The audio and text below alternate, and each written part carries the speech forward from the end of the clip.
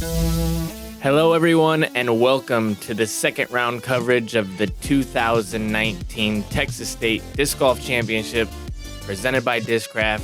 I'm Paul Ulibarri. I'm joined by Brian Earhart. What do we got, Brian? We have some familiar faces and some new faces. We have Andrew Marwede from Michigan. I think this is going to be his first time on Jomez coverage. He's in the lead at 9 under par right now. And a familiar face, Ricky Wysocki, switching over to Innova this year at -8. Ooh. Loose cannon bandana guy, Risley, sitting in at -8. And a somewhat unfamiliar face, Alex Russell, who's actually had a fantastic start to the season so far at -7. What's hole one like here, Paul? Yeah, so we get started off real quick with a tough one. This is actually playing as the second hardest hole on the course this particular round. Par 5, 1,130 feet. The wind kind of switched for this round. If you notice in round one, it was a right to left crosswind, and today it's going to be playing as a straight tailwind. So we're going to be seeing, I think, a few sidearms off the tee. I know Andrew is known for having a big sidearm here, and so I believe he's going to be throwing a stable disc kind of out left to try to bring that back into the fairway, and it's really the safest play for the hole if you have the distance. A little bit of slippage on the tee pad. I think he's going to be off to the right, maybe having to throw through some trees here. Yeah, and that's something another thing to note is that it was actually kind of drizzling almost the whole entire round. Yeah. So, and I thought it was going to be a huge thunderstorm, but we kind of got lucky there. AJ throwing an enforcer.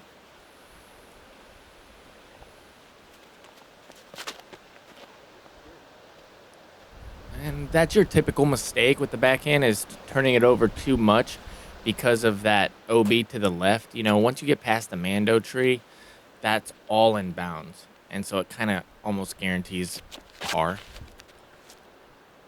Ricky doing pretty much the same thing he did on day one, throwing kind of a safe hyzer flick, putting it in bounds. And really the only obstacle he's going to have is a tiny gap of those two trees over there.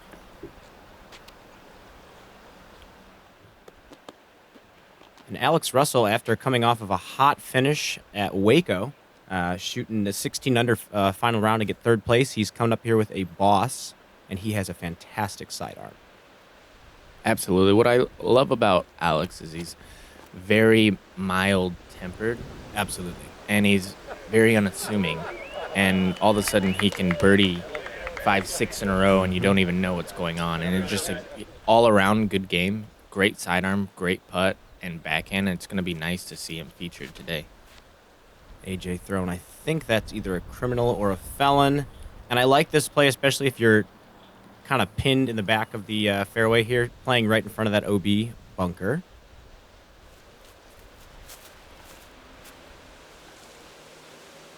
And it looks like they're all going to be kind of pitching up close to that out-of-bounds bunker right there. He, unfortunately, pitches into the bunker, which isn't optimal, but short or to the left, obviously. And then another thing to note is there's another mandatory over there on the right that they're trying to beat. And so this is really what you want It's a right perfect there. That's shot. Absolutely perfect.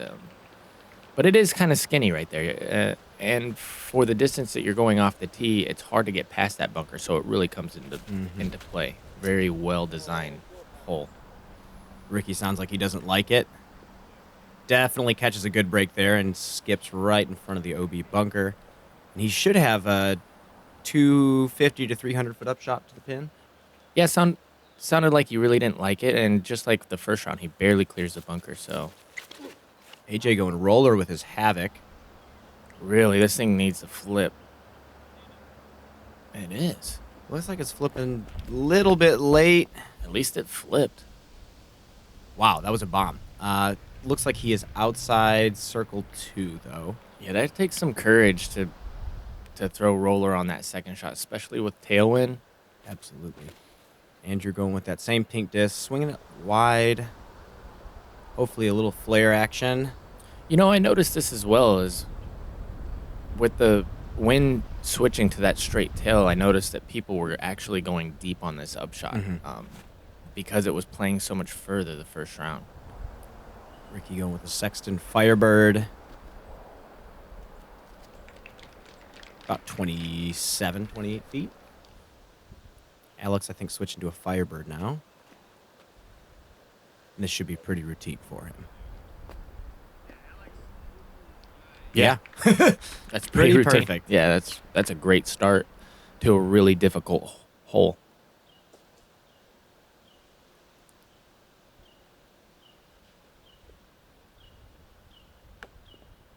AJ settles for a par. Marwede with about, what do you think, 50 feet here? Yeah, right at. He's actually pretty good at this distance. Ooh. As I say, that kind of sells it a little bit over the basket, but I'm going to stick with my first comment and say he's pretty good from there. Definitely a good putter. So is Ricky Wysocki. Beautiful putt. And it's nice to start this round off with a birdie on definitely one of the tougher par fives we play all year.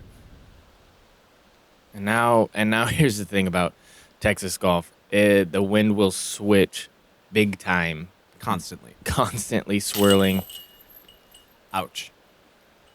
Yeah, tough Andrew start. did mention to me yesterday that this was his first time in the lead on a Jomez card, so he did say that there were some definite nerves going through his mind right now. Alex gets the easy birdie. AJ taps in for par.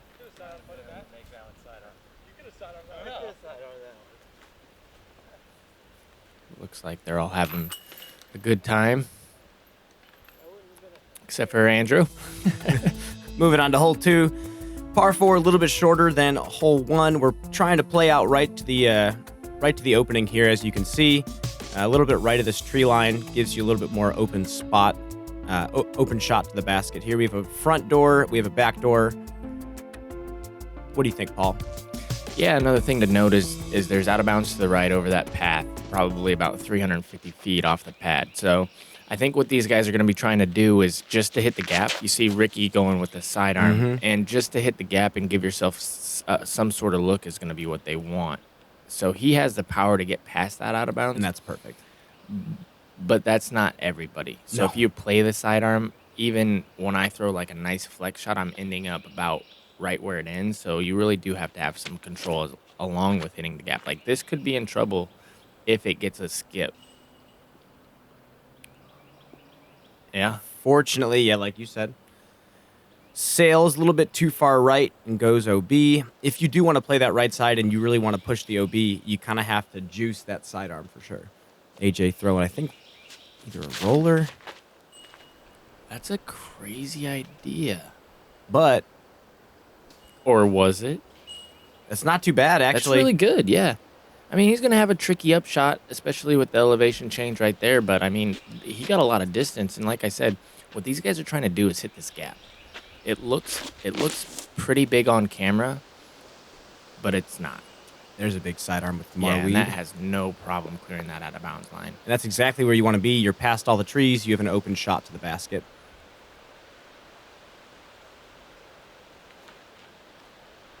Alex with the first backhand of the round. 33 feet, not too bad. Alex is a fantastic putter as well. Something to note. Yeah, it's going to be interesting to see how he putts this round. And Ricky kind of buries that into the ground. We saw that in the first round. He did the same kind of thing, so.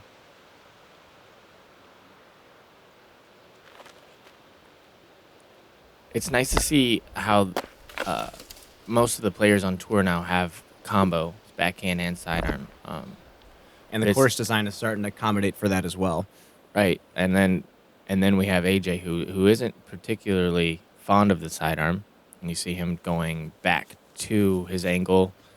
Very difficult shot, but he squeaks right through. And that's going to be inside 15 feet for bird.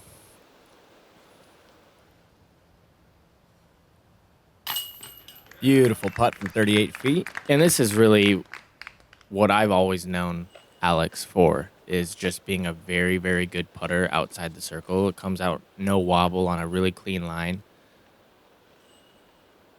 A lot like this guy. Beautiful. Yep. Oh, don't fall down, bud.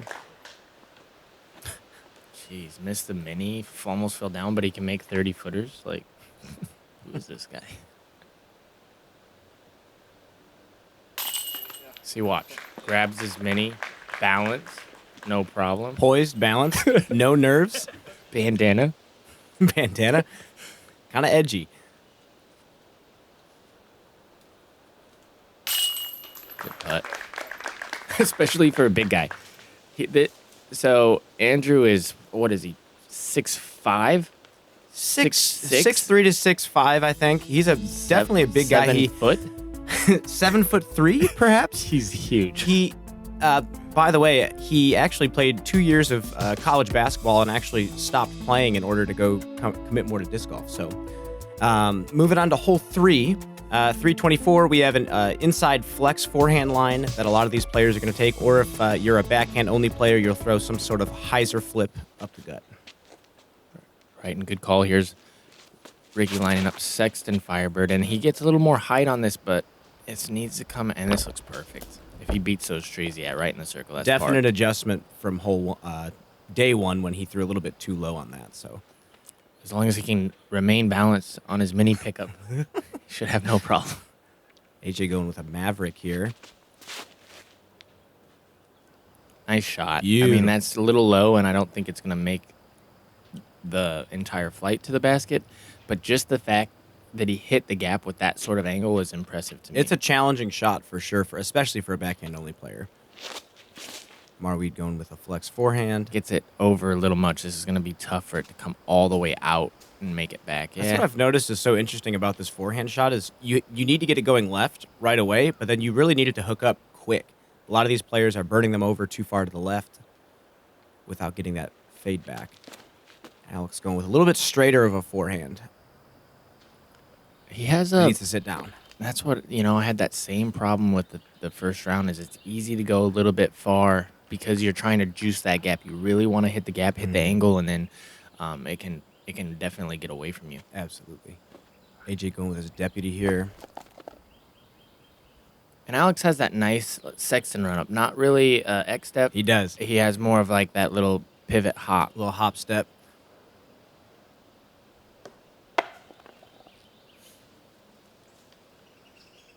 Looks like he had an obstructed lie there. Alex is in Jurassic Park. Who's in it? Whoa! Holy cow. Ricky with the only birdie putt of the round.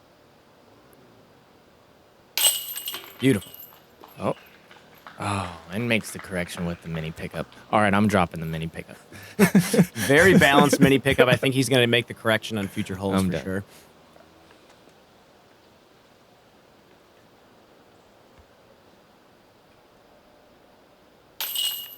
And I like that about, even though it's a little 7-footer, I like to see players go through their whole routine and absolutely gain a little confidence for their next putt. Bunch of pars from Alex, AJ, and Marwede, and then we have Ricky with the birdie. We're going to move on to hole number 4. And this is one of my favorite holes on the course. Another par 5, 940 feet, so not quite as far as hole 1. But on the left, you have kind of a bush bunker.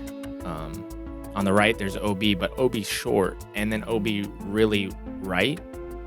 So if you have the distance, the OB really doesn't come into play unless you really turn something over. In this particular round, we had a tailwind. So I'm actually interested to see how many people end up going past the green on their second shots to try to go for eagle, because this is definitely eagleable this round. Oh, yeah. And especially with a nice flight like this, as long as he stays out of that bush line, Ricky's gonna... man. Just a little bit too left. And he did the same thing in day 1, and he kind of forced himself to throw some sort of creative outshot. AJ hopefully making the correction. Throwing the same enforcer again. Right, he got a good win read from Rick there because Rick used almost the whole entire fairway, and this is going to be perfect. Yep. Perfect amount of turn here. It's going to sit down too, though. That's interesting. Yeah, it's that tailwind that's just pushing him. I thought with the fact that it got turned over a bit there that it was going to land a little more soft. But and then with a super adjustment, Marwede actually goes to the forehand. He throws with his left hand to make sure he's not in the bush. And that's great position. Yeah. I don't think he's going to be able to challenge that the green from there, but You have to bite off quite a bit off that tee shot if you want the eagle look. yeah, I was excited to see somebody go over. And then it looks like Alex potentially going left again. Yeah, this is definitely too far left. Huh. Yeah, baffling. Baffling. Marwede. Playing a little bit of golf here. He's just strategically trying to play a couple safe sidearms right in front of the green. Now he has about 150 to 200 feet to the basket. Yeah. And it's a really quick green, so when we see that these guys are all obviously in kind of little bunker trees, but they're all going to be in position on this next shot to get birdie. So it's going to be interesting to see how they attack this green, especially with this tailwind and it being a very fast green. AJ flicking, I think he's flicking his roller disc. Ooh, And that tailwind is still making it stable. that's nice. Yeah. Still, I think he's in front of the OB green. He should have a no problem putter up shot to the basket. Oh, he is going for This it. is the ballsy look I like seeing. Forehand roller with a Firebird. He goes, oh boy, yeah, he's turned that one a little bit too far over, and Mhm. that's him. He's so aggressive, and hopefully that rough caught him to where he'll have some sort of stretch out sidearm approach, but yeah, he really didn't have to do that. Did you going with a Warden here? Good tree. Definitely good trees, about 25 from the basket. Yeah, and the camera doesn't give it justice on that look right there because that slope is a lot steeper than it Yeah. looks on camera. And this looks, There's a little finesse coming from Russell. is it though? Yes. Well, tree helped a little. Definitely.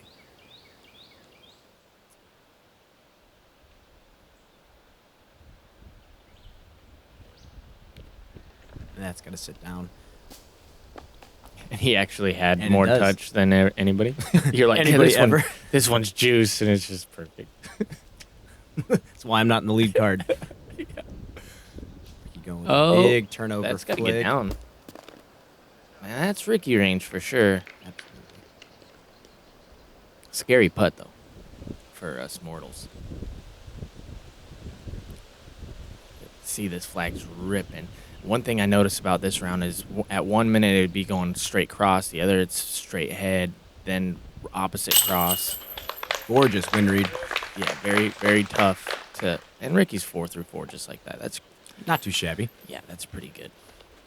There are definitely a lot of little wind pockets on this course. And I'm not sure if it's just the fact that we're on a golf course and there's a lot of wooded areas that open up into more open areas.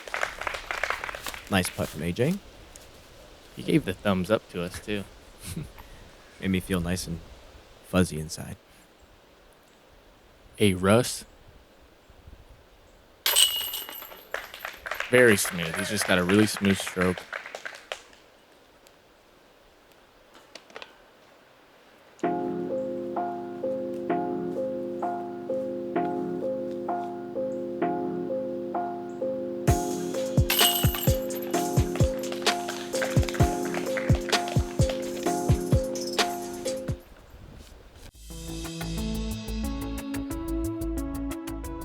Hole 5, par 3, 284 feet.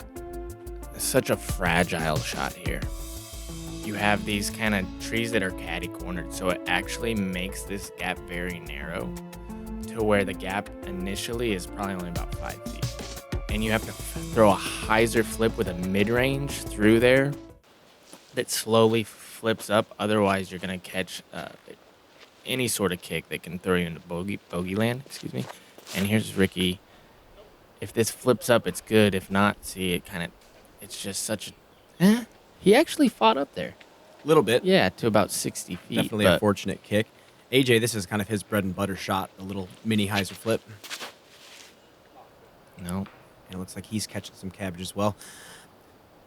But that's what's interesting about this hole is those aren't bad shots. I mean, obviously they're hitting trees and they're not getting through, but they're still puring about a 10-foot wide gap. Yeah. You know what I mean? If that gap's 10 foot wider, they're both parked, which shows extreme accuracy. And I like this play for myself because it makes the gap a little bit bigger because of the trees being catty cornered.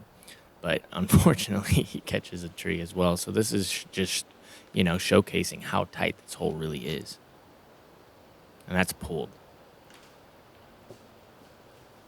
And that's no surprise to me that, nobody really makes circle right there just because of how hard and difficult that You tee have to be shot is. super, super precise off the tee. It demands you to throw an exact shot, which I love about holes. And not only an exact shot, probably one of the most difficult shots to throw in the game. Mm-hmm.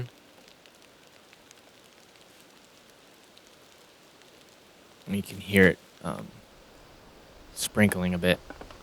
So this is probably about the time where drizzle kind of came in and set in for on and off for the whole round. This is definitely not out of Alex's range. No, gave it good height. And you can see he even put another layer on. And this is also the time where it started to get a little bit chilly. It probably dropped 15 degrees. Ooh. During the time that we started and the end of the round, at least 15 degrees. Definitely did not feel like Texas at this point.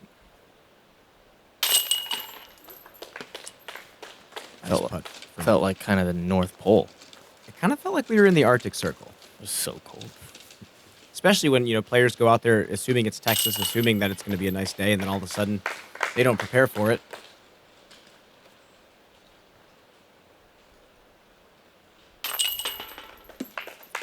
And a bunch of pars from the card on definitely one of the more challenging technical par threes in the course.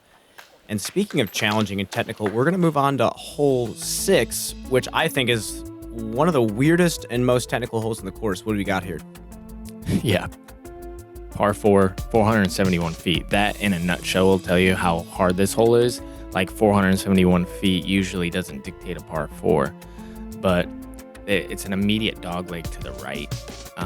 And just to kind of put you in the mood, there's a teeny tiny gap right here to the right, and that's the fairway. But these guys are going to go wide around to try to just lay up, you see?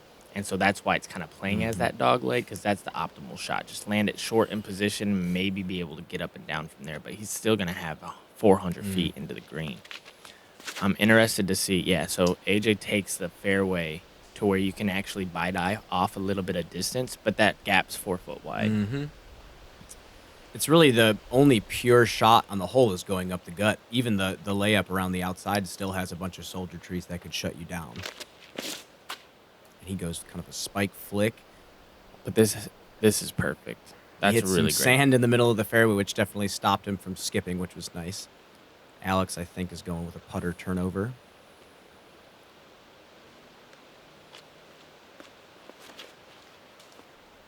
And he barely misses that tree, which is actually really good. And a nice cut roll back to the fairway. So, actually, these are the 3 best layup shots that I've seen all week. And this is actually, I'm so surprised that Ricky goes sidearm there, because the baskets are actually tucked into the left from where he is. And so to get a sidearm all the way there is almost, I'm not going to say impossible, but we see him, Alex, try to do it as well. I mean, you can see they're just throwing it into a bunch of trees. I would think that they'd want to throw something turned over through that wide gap and then kind of sprinkle it in. Play back, get themselves some sort of putt. AJ going with a standstill Maverick. And he's actually in good position. And he pulls it a bit. It still gets through. Oh, yeah. Oh, that's in the circle. Yeah. It's a pretty solid standstill shot.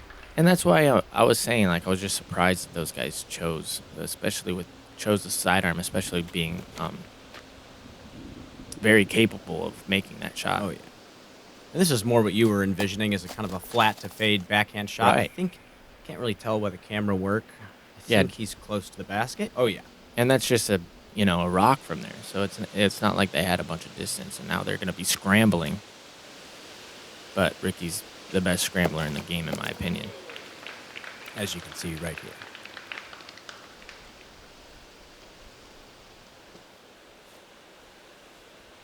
Hey, Russ, going with the same thing. Very good scrambler, very diverse game. There's a lot of players on tour with super diverse sidearms like Alex or Ricky or Eagle, and those are usually the ones that are the best scramblers. Great putt. Few Awesome birdie. Yeah, a few years back, Michael Joe won the Scrambling Award for the Pro Tour, which in my mind was like the most impressive award somebody could Incredibly get, impressive. especially without having a sidearm. Good putt there. And that's about as textbook of a birdie as pretty much the hole designer would want you to have. Yeah. Lay up around the outside, throw it mid-range. No, very good birdie. The fact that there's 2 birdies on this hole, on this card, is very impressive because this hole is just... One of the tougher 400-foot par 4s that I've seen. Right. This is actually coming in as the 4th hardest hole on the course. And then the wooded onslaught does not let up on hole 7. We have another interesting line they make you throw here. Looks like some sort of flex shot. Yeah, so you can either play flex shot. I've seen a few rollers. There's 2 trees that are kind of caddy cornered, so it makes a flex shot. It makes that gap a bit wider. But if you want to, you can go directly straight between those 2 little trees right there. And if you peer that gap, you're home free almost all the way to the basket. And you're also the best player of all time. So see how he throws the turnover to try to make that gap a bit bigger?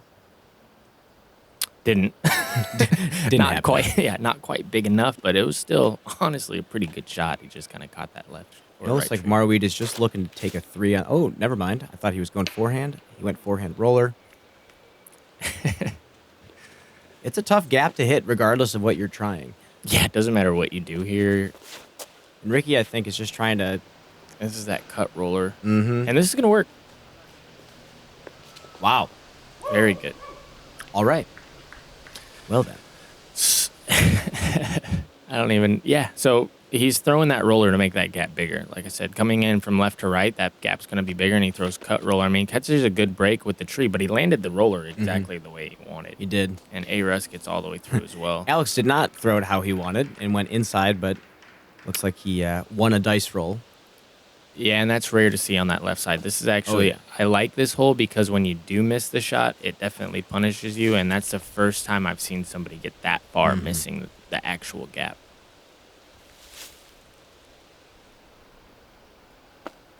Good up. Awesome shot. And this is bordering a par 3, or a par 4, pardon me. The line that the hole wants you to throw is near impossible when it comes to throwing an optimal shot. As you can see, Ricky and Alex both got up there, but they also had to miss a bunch of trees to get up to where they're at. Sure, so right after playing the 4th most difficult hole, get up. We're coming into the 3rd most difficult hole, so this course just doesn't let up. It has a really unique mixture of long, open holes with OB everywhere, and then also these East Coast style wooded shots. And Ricky just missed a inside the circle putt, I think, from about 28 feet. Right, and so this actually only had 4 birdies on the day. Wow. And AJ taking his time.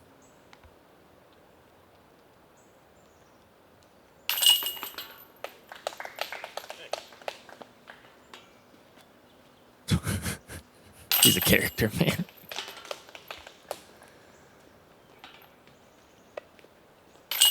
And Ricky's going to be definitely not happy about that. We don't see him typically miss a lot of putts in the circle. Especially after getting that kind of fortunate kick with the roller and wasting an opportunity. Moving into hole 8. This one has a defined line, and you can throw straight at the basket here, 375. Ooh, the dance pack is back? Oh, yeah. Yeah, so this one's playing 375 feet down a I can't even concentrate right now. Down a narrow tunnel. Basically, the last three holes, including this one, if you can throw it straight, you're going to be golden. And to be noted, there was a right to left crosswind down this little fairway. And so to get it all the way to the pin was very difficult because you couldn't really get the height. So you see like AJ kind of bury it into the ground right there, and that was a typical miss for this particular round. Ricky going. See how it's dropping? Mm-hmm. Yeah, It's almost like you want to play some sort of flare to the basket. Yep. but it's kind of challenging to do with this low ceiling and whatnot. Alex, I think, going with a T-bird here. And he gets the height, and this could work, actually. Yeah, very good shot. Especially with the wind that's playing down this fairway, too. That was about as good of a shot as you could throw. Yeah, because he really challenged the ceiling, which is scary. Well, and as you saw with Ricky and AJ's, they both flipped up to flat, and the crosswind kind of shoved the top of the disc down. And I think that's probably what's going to happen with Marwede's as well. Right. But all in all, I mean, you do have just to the right is out of bounds as well. So with a bad kick, you can definitely be taking a score that you did not want. So taking a couple threes here, if they are able to do that, or knock down a long one, would be optimal. And these are definitely AJ's favorite putts to make.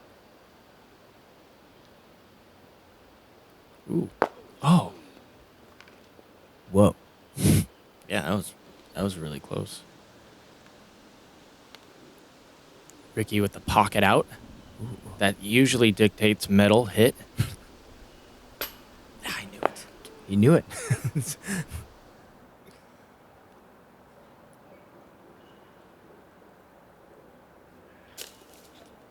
Very uncharacteristic air ball from Alex. Especially with no wind, it looks like the flag's not blowing. That might have been part of the reason. Just didn't believe that after you saw on Andrew's tee shot how gusty it was, and then all of a sudden nothing. That's definitely true.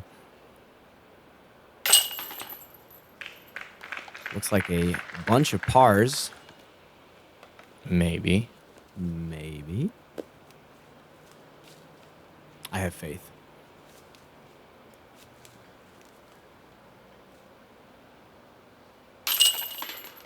Nice. AJ just dinks it. I don't think that's going to happen, however. Well, yeah, we'll see. It looks like off to the left side, you'll see Bradley Williams has been making a big charge. And like I said, AJ does make the putt. Was it just me, or did it take them a half hour to tap out from 10 feet just now? They're very serious. It's lead card action. Hole 9, 285. Optimal line looks like a kind of a baby subtle hyzer. Something that doesn't fade out left too hard. OB to the right. I think you're going to see a lot of mid-range and putter shots from these guys. Yeah, it's actually, you know, now that I'm watching the coverage after round one as well, I'm seeing the course designer just kind of love that subtle hyzer flip with a soft landing. It seems like almost every other hole, it's that design, which I love. Definitely takes a lot of spin control yeah. for sure to make that shot happen. You can't just chuck your most overstable disc on a hyzer and hope it works. Ricky going with an AVR X3. Gets away with it too. That was not a good shot. And it looks like, yeah, both him and AJ both released a little bit early. Both throwing overstable stuff. And Alex looked like he was trying to throw something a little straighter. And that's got to be careful because there is OB to the right, as you mentioned. And Marwede's going with the outside forehand. First time I've seen the outside forehand. And he gets it, but we'll see what this ground Go play in the hole. does. Oh my gosh. God, that looked perfect right away. Chain Okay. Hey, where's the SloMez at?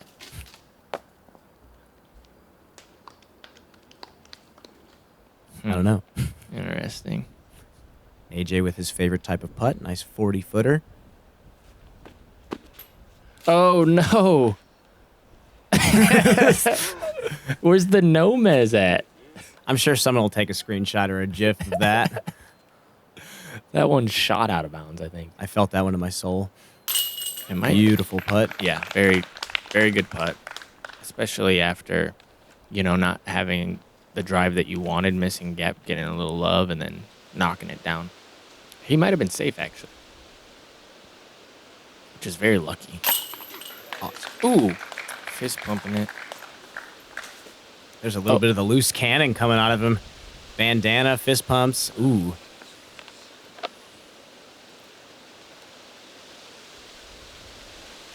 Oh, that would have been nice. That would have been his second ace of the tournament.